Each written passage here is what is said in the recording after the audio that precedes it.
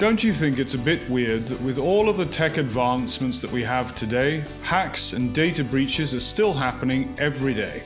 Why can't scientists just come up with a perfect unhackable machine? To answer this question, we need to answer another question, which is why most data breaches happen in the first place. In 2016, Hillary Clinton's campaign manager's emails were hacked and leaked. Some would say this hack has changed the history of the world as we know it today. Later, the hack was discovered to be caused by human neglect, not security bugs in any program. Actually, studies show that most data breaches happen because of human factors. Big tech companies can use the most advanced security systems and still get hacked due to its users. It is impossible to really, from a central point of view, to control every single employee. Ola William is the Chief Information Security Officer of Visma, a leading tech company in Europe. As part of his job, he needs to make sure that over 12,000 employees at Visma are always taking the right decision when it comes to security. So my responsibility is to ensure that we have the proper policies in place in Visma to ensure that the security is addressed in a proper manner and that we give the organization, all the companies within the Visma group, the proper tools in order to ensure that they also can keep safe.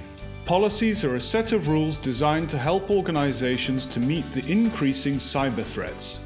This set of rules is followed not only by every employee, but also every computer system in the organization should be designed to follow it as well. Policies can be written to many different types of audience. So it can be written to technical people, to a very specific area. If we take an example of how to integrate existing external systems into the Visma infrastructure, here in this context, perhaps we need a very technical policy that defines requirements and how to integrate these systems.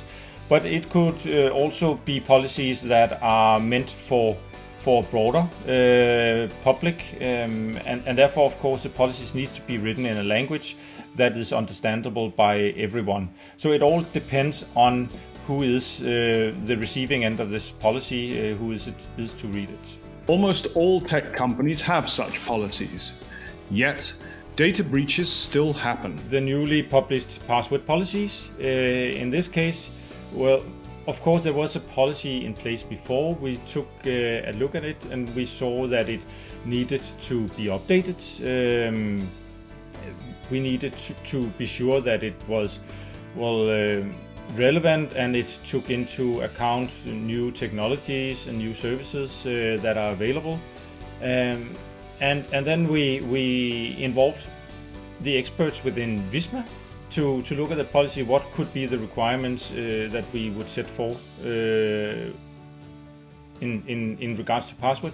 But we also got assistance outside from experts within passwords and password policy. So we got feedback from an expert in that area.